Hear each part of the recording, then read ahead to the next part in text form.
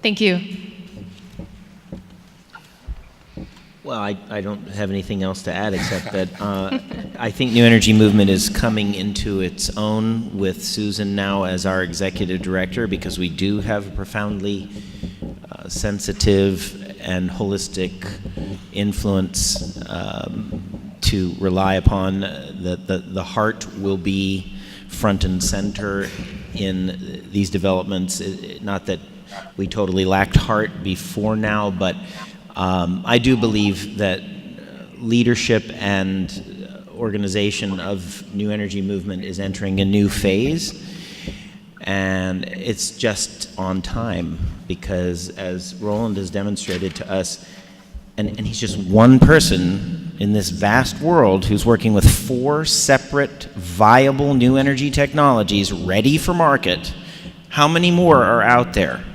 This is a revolution about ready to burst forth, and so our whole society has to get ready to integrate technologies that fundamentally revise our understanding of nature, at least that understanding that has been propagated by the pundits of science to date.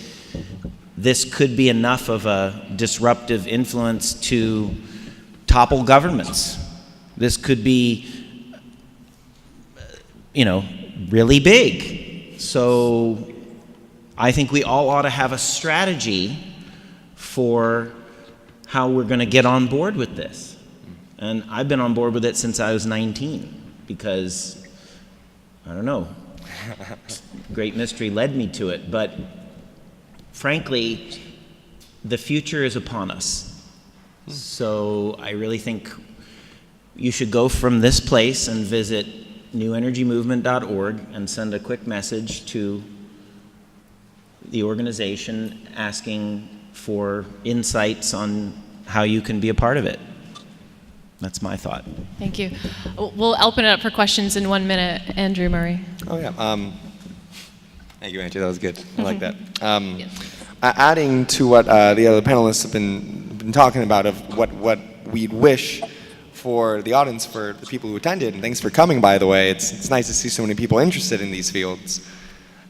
One thing that would be really nice to take away from this is to understand that even though there are these individuals who are working on these technologies, there is still a very small amount of people who are actually developing these technologies. And that it's not just about the development aspect, but we need more people who have skill sets, who have ways of supporting, whether it's finances, whether it's space to hold conferences, whether it's simply just having someone, before you go to bed, just putting it in your mind's eye and visualizing, oh yes, that person's working on this technology. I hope they're doing a good job.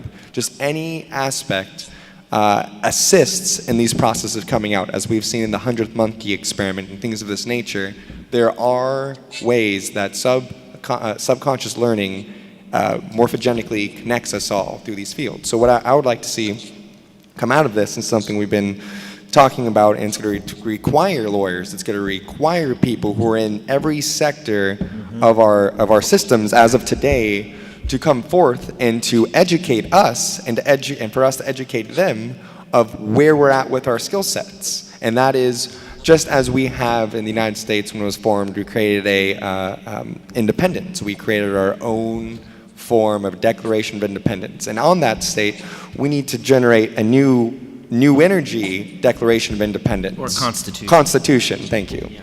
So what this means is that we need to get people together of how to construct and literally write a new constitution of how energy is generated, transported, and utilized. And that is going to take some serious mental mojo, to say the least. There you go. So that's where we're asking for more people who have these skill sets to come forth and to share your skill sets and what you'd wish to offer, so that we can then offer right back of what we can offer to support ourselves symbiotically. And if people are looking for information, like what has been stated here, the New Energy Movement has a lot of good websites or references and links and research to look through.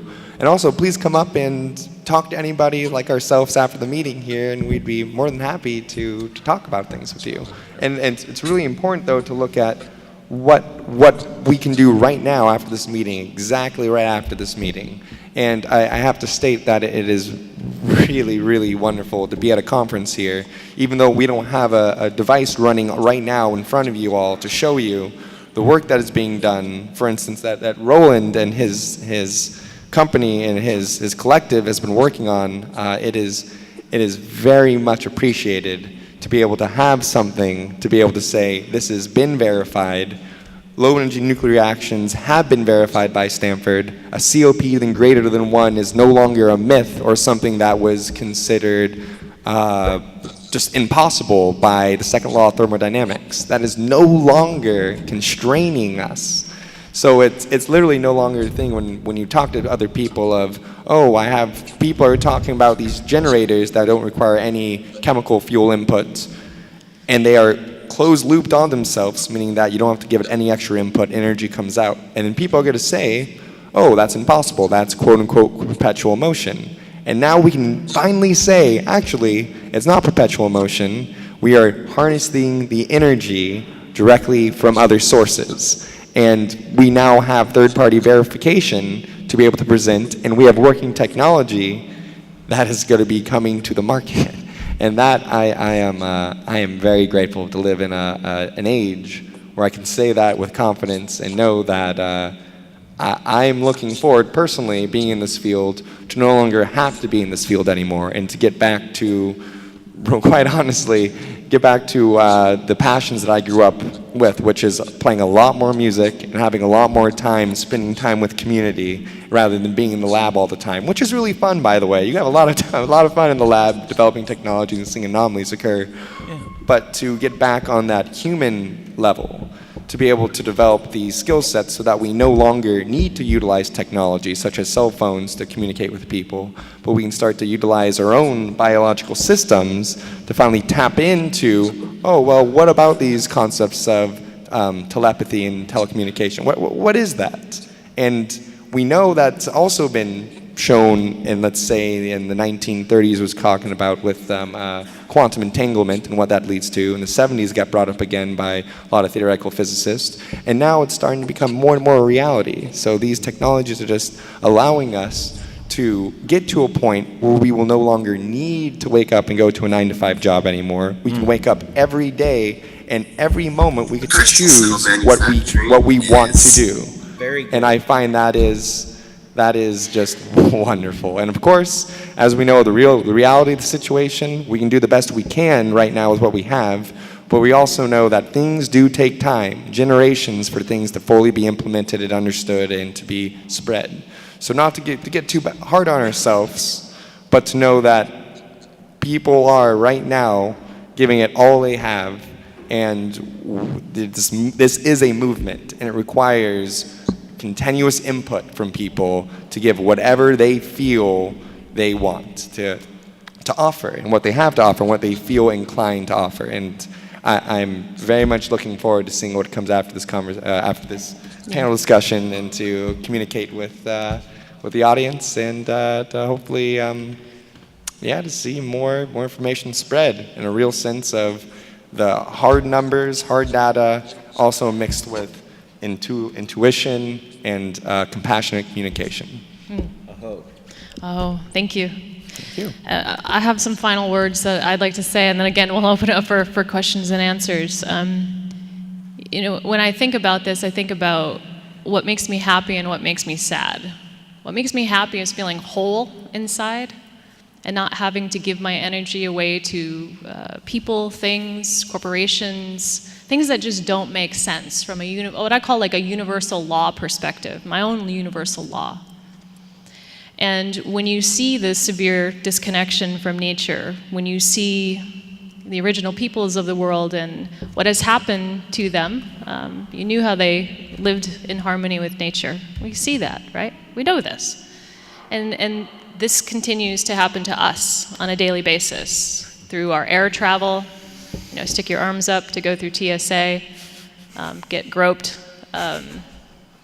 sit on a small plane, or a small seat rather, and you think about your life and you say, wait, I don't like this. I don't like this. And so what's the choice? Go live in the woods by yourself, to be able to feel whole? Well, that's an option, but you might miss people along the way, right? I have a suspicion, and it's a strong one, that being able to tap into this field of energy and doing it consciously and doing it for the right intention is something that's going to give us our holistic self back. And it's going to give it to us because people form together in order to do this. And when we look at the field as a whole, it's been a disaster. Truthfully, it's been a disaster. People have been killed, and then people talk negatively about each other in this field. Well, he doesn't have it, or the guy's crazy, and whatever. So it's pretty much been a disaster, but that's over. Those days are over for it. And the days of the unification and this really being a grassroots movement, I will tell you, from my perspective, it's a grassroots movement. It doesn't matter if one inventor gets 20 million or 50 million. They ain't got the whole thing. And that's my suspicion, that if we all begin to make this a part of our day-to-day reality and actually doing something that makes a difference in our community, then we get there together. So that's my suspicion, and that's why I do what I do. And the hope is that we become more liberated, and that we get to do fun things as well. Spend more time with our kids, travel, enjoy researching different things that we want, or participating in events that are more arts and cultural related and not feel guilty about it. So that's my hope for that. So thank you so much. I want to thank Roland, my Andrew Squared here, Andrew Murray and Andrew Mount. Thank you all for having faith in showing up for this today. And I also want to thank some people that I know, because I wouldn't be here if it wasn't for them. So Kara Bernard, thank you. Mwah. Kylie Sky, thank you. I think we should thank Joel Garbin, president of New Energy Movement. He's not here, but thank you. And I'd like to also thank my partner, Dave. And our parents for what? And our parents for all the lessons that we had to go through, and also had to go against to become who we are. And bringing us into this world. So I think the easiest thing to do, if you can come up and speak in the mic, that way everybody can hear and we can do this clean and right. That would be fantastic. So there's a mic. We're gonna do a numbering system. If I don't know if anybody's verified or how, we just come up in a line, I guess. If you want. Okay. That'd be fine. Yeah. We're about to go Occupy Wall Street movement style. We give out numbers, but. Self-organization. This is good. Okay, fantastic. Okay. We'll do a rotation. Yeah. So you go and then you go. How does that sound? All right. Is it on? Hold on just a second. You gotta speak close to it. The AV guys. How's this? Better. You're on. Well, I really appreciate all of you being here. Our organization has been involved from perspective of understanding interdimensional physics since the 50s, and we've had the blueprints downloaded, so to speak, for One Energy Power Tower, and we knew this was going to manifest on the planet. It's just a matter of time, so it's exciting to see this happening. But you talked about collaboration, and surely you know the work of Dr. Stephen Greer. He's here this weekend, and I know I contributed money a number of years ago for him to try to bring together these people that are working in isolation and develop one lab for them to collaborate and share ideas. And so I was curious if you're working with him as well. No. Okay. Stephen Greer did speak at the inaugural New Energy Movement conference in 2004, and we definitely consider him a colleague. He is something of a maverick in his pursuit of his agendas, and we haven't been able to strike an accord with him, but I wouldn't say that we're fundamentally opposed to it by any stretch of the imagination. It's just that it hasn't occurred. One of the things that I'd like to add is it's my belief, so it's just an opinion, that there's a new value system that's coming into play here. Again, one that is more collaborative, one that actually has the balance of the male and feminine energy. And that is something that I know that I believe in, and I believe that the folks on the panel believe in as well, just even how they lead their personal lives. And it's one of the things that I think that we might need to be mindful of, because there are a couple of different efforts that are out there, and I think that you're going to see some new ones come on the horizon. And people have to do the whole, what do you resonate most with? Do you resonate most with what this one person is doing, or this group, or this other group? And due diligence. And there hasn't been a lot of options out there in the past, and you're going to probably see more of those. Okay. That would be my answer. Thank you. You're welcome. Other than mentioning the isolation, and you mentioned there have been deaths, I was curious about the present situation in terms of safety for people doing this work. Obviously, there's a lot of moneyed interests, oil, et cetera. So how, I guess, what's the current safety of individuals working, and then how do we combat that establishment? So with the safety aspects, that's why, yes, there are still people who are in this field, more or less, more in the aspects of generating. There's multiple different types of radiant energy devices, and people who've actually been, who are missing since 2010, 2012, even like this. Some even 2013, sadly. So there are these type of anomalies that are still occurring, and it's very sad. Yet, a lot of those are occurring still because they are, as we were talking about, people who are not seeking to be in a collaborative effort, but are more wanting to, as you're saying, isolate themselves from the environment. And what I think is interesting about that is with the movements that are occurring, for instance, with this collective we are here, and the other movements and collectives that are occurring, more and more of these nodes are merging and sharing information in an open source manner. Still going through, though, a business construct of signing various forms and saying, hey, we are our own company, hey, we're our own company, we're going to pursue various business strategies, and we're going to be watching after each other, so that if something occurs of a more or less a shady business deal starts to go down, there have been moments where I've been a part of seeing this happen, where you'll get a call from a buddy, hey, actually I know that the people who want to be assisting these type of technologies, we've dealt with in the past. You don't want to be entangled with them. So it literally is just developing more or less not just the thing of business relationships, but actually friendships with them. And I know, Roland, you probably have some insight on this of how to navigate these waters, I suppose. Yeah. What was the question again, Andrew? It's about safety. Safety for the inventors in terms of, some of the things that have gone down in the past, being taken out. So one of the audience members was wondering, are there threats today that any of us know about that we need to be concerned about? Is that accurate? Gotcha.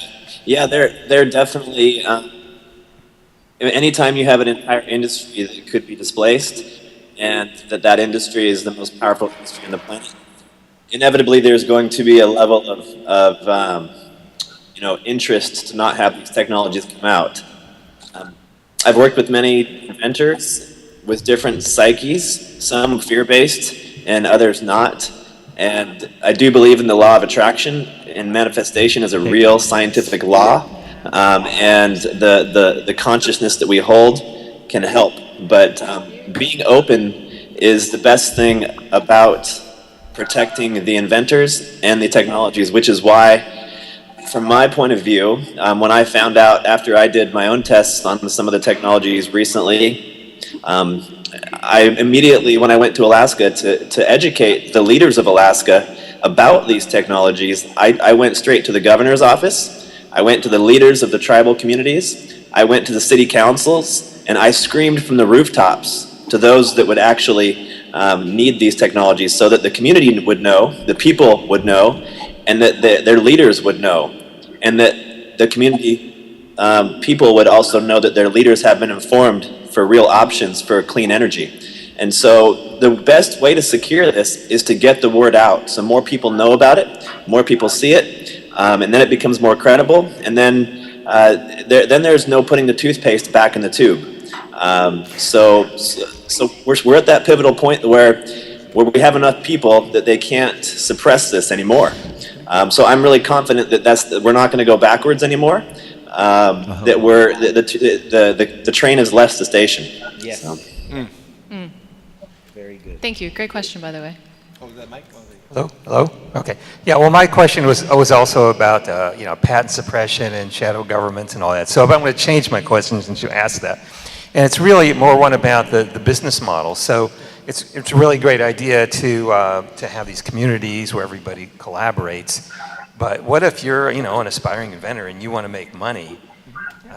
How do you blend that with this collective, collaborative model? Roland, if I Yeah. can cover this one, I'll give it to you as well. Then we can tag team this question here. But He might not have heard it. You might need to Okay, ask Roland. Go ahead. I'll repeat the question to Roland in a second. Okay. So I can say from experience, for instance, one of the companies I work for, we work on using plasma technologies to remediate pollution coming from internal combustion engines. So it's knowing that there's a model of, let's say, transitional technologies where these same technologies could be utilized then for other means and other methods. So for instance, like by example of how to develop a model, it is once again the construct of not taking money from investors that are not in line with the principles of more or less compassion, because a lot of investors only look at the bottom line, which is, if I give you this much money, how long is it going to take for you to give me it back, and how much money will I make after that?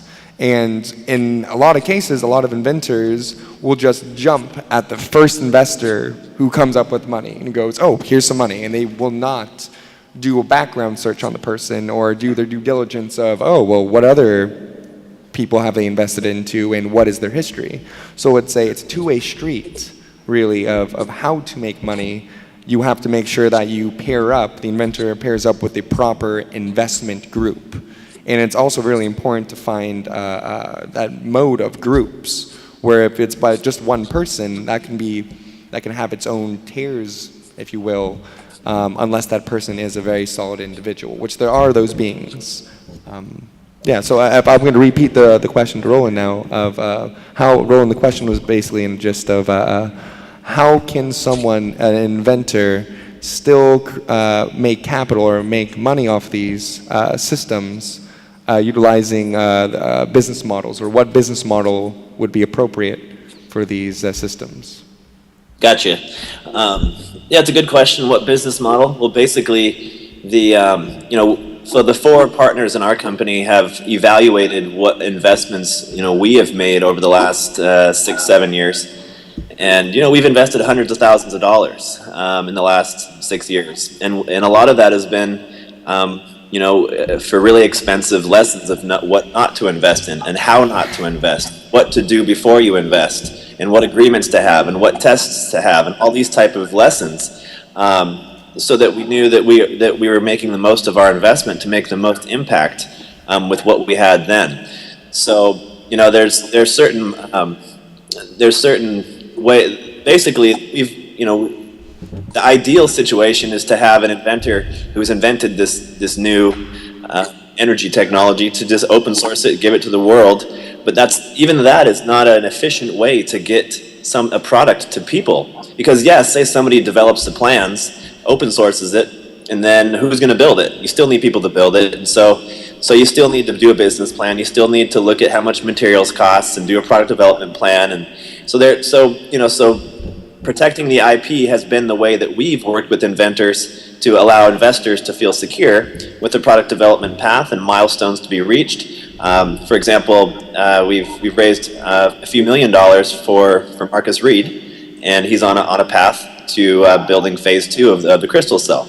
And that was all based upon a very specific product development plan with tests that were done prior to that to meet milestones and everything like that. And so that's how we work with inventors to create a really positive case that minimizes the risk and is transparent for all involved. So. Thank you. I have to commend you on your grand vision of new energy technology, but I don't think your vision is large enough. You're talking about a business model as if you're going to deploy the technology on an economy that, as it is today, Right. that's going to stay that way. Right. And it isn't. The economy is in its failing stages. Yes. Capitalism will end. Yeah. Technology, artificial intelligence, and robotics are going to replace people in the workplace. And that's why several economists have now come out with a guaranteed income for everybody. So I think you'll have to modify your model, because I can't believe that the global military-industrial complex hasn't already got this figured out. They just don't know how to do it and make money at it, and I don't think they're going to make money at it. So I think What's the you question? need to broaden your vision. Well, I think thank you for that, Appreciate it. and that's. I think there's a quiet understanding that we all know that, really, we get that, and I would also go so far as to say that a lot of these inventors, scientists, what have you, there's a divine connection that comes in that they get downloaded with. It's men and women too, by the way. It's not just men. And sometimes the women around the men are also getting them as well, and they're working in tandem with one another. So there's a divinity with some of these creations. So we talked, and the thing is, it's not just one device, there's multiple. And then when one starts to pop, then you start to see more that become developed. So that divinity, those guys can't touch. I'm pretty sure of it. And when I say that, it's an internal feeling, but I think that that's where we're headed here, and I think that this field is in its infancy. But the more people that start to come together to realize what is possible that we can actually create within ourselves and with each other, and know what beauty really is, and know what love is, and know what trust really is, to actually be able to embody that truly. How many people actually do that on a daily basis? How many of us walk around in this state of love, in this state of trust, and work for the earth? Not many. There's humanitarians out there, but really? Good public figures, but not necessarily people that are embodying that. So again, it's a suspicion based on some knowing and some experiences that a lot of the powers that be are not really creating anything, because they're not coming from a sense of divinity. They're coming from stealing something from someone else, which is one of the reasons that I asked about the back engineering piece. So do the guys in Roswell really know how to figure that out on their own? No. They had to back engineer it because somebody else figured it out. And where'd that come from? So that's my sense. And I don't believe that we are as powerless because of the military-industrial complex. I think if we go through that route, we're screwed. And that's why I think the grassroots approach is going to be really the only way that we do it. And I think the community approach is going to be one of the only ways that we do it. I think if we play nice with our current economy, it's like, well, I give an analogy, but it relates to peeing, and it's probably not appropriate. So that's what I think, and that's why I think the consciousness aspect is so critical, it's so important. There's a reason that these devices haven't fully popped. There's a reason that we don't have anti-gravity, all around us right now. And my guess is as well that the powers that be are only able to go so far in the solar system with anti-gravity. They're not going to a different galaxy or going to a different universe. I'm pretty sure about that. I think that's probably for the ascended masters and for some of these more higher level type of beings. I know I'm being a little bit esoteric, but I love what you said. It's the realism that needed to pop in order for us to really think bigger, because thinking bigger is in that alignment of the divinity that we know exists within us. The Navy has announced